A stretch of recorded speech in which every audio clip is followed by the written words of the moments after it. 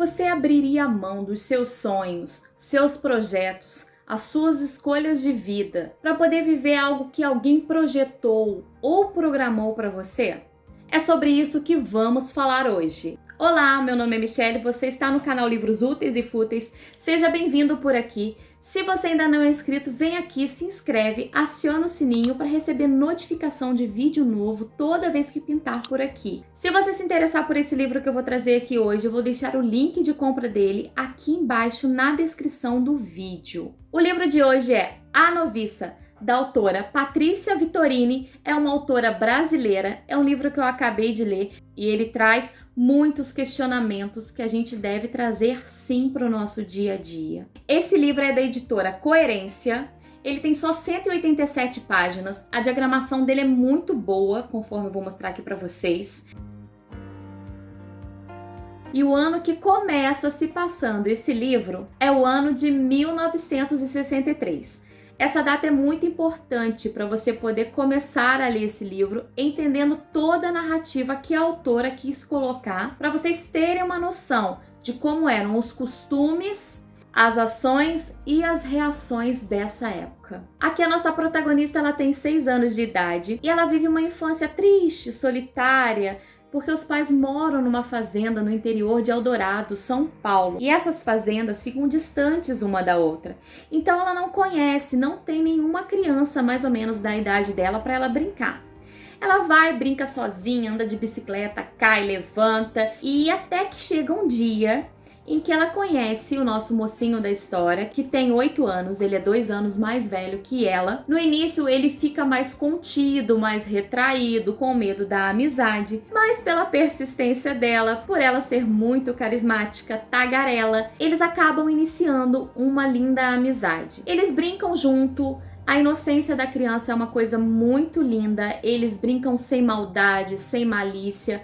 Você vê que a malícia tá na cabeça realmente dos adultos. Eles aprontam nesse livro coisas da idade deles. Só que o livro, ele vai chegando em mais 2 tempos. Um tempo é a pré-adolescência, onde eles começam a estudar fora. A nossa mocinha, ela é matriculada num colégio de freira. E o nosso mocinho, ele vai estudar na capital, em São Paulo, morando na casa dos tios. Por esse motivo, eles começam a se ver menos. Começam a se encontrar somente no momento de férias. Mesmo assim, a amizade, ela não termina. Muito pelo contrário, ela continua acesa. O problema é que o nosso mocinho, ele com a idade, ele tá ficando muito mais retraído e mais contido do que ele era na infância. A nossa mocinha, ela respeita essa decisão dele e tudo que ela inventa de fazer que ele não queira fazer, ela deixa ele num cantinho, fica batendo um papo com ele. E em uma dessas férias, eles se reencontram. Só que dessa vez,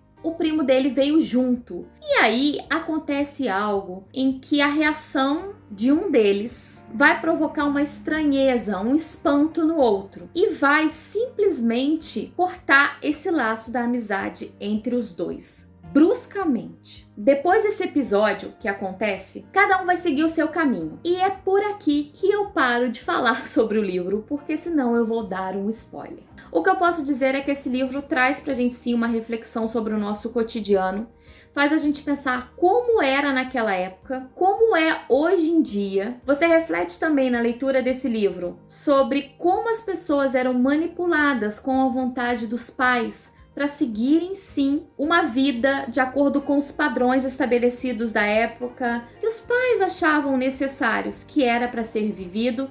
E como uma pessoa pode se frustrar vivendo dessa maneira, sem ter opinião, sem ter voz, sem se expressar. É um assunto que você fala, Michelle, isso não acontece hoje em dia. As pessoas estão livres, as pessoas podem questionar, as pessoas podem sim seguir a vida que elas querem para elas. Não. Existe sim hoje uma ditadura familiar, eu posso colocar assim, tá? Esse aí é um termo que eu catei aqui para poder ilustrar a situação do livro. Uma ditadura familiar que fala sim, que reza sim, que a pessoa tem que fazer aquilo que o pai e a mãe sonhou, porque são pais daquela pessoa, querem o melhor, sabe o que é melhor para ela, Só que não é assim que a banda toca, gente. Não é assim que funciona. Eu vou dar um conselho aqui pra vocês. O seu filho é um ser humano. O seu filho não é um fantoche. O seu filho não é boneco. E você não cria ele pra ficar dentro de 4 paredes com você pro resto da vida.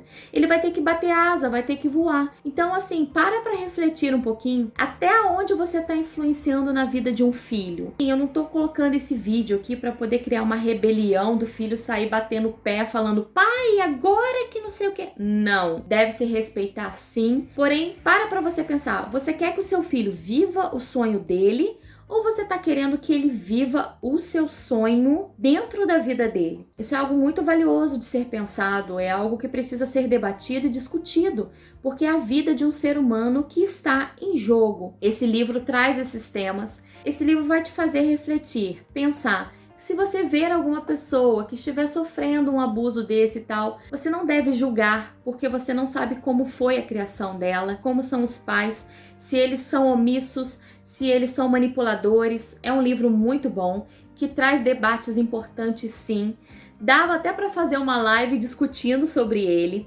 Patrícia Vitorini é uma autora brasileira. Esse é o 3º livro, a 3ª obra da autora. Foi o primeiro que eu li, mas espero ainda em breve ler os outros. E no final desse livro você fica sabendo quais foram as atitudes que esses personagens tomaram, o porquê de determinada atitude, e você fica assim, meu Deus do céu!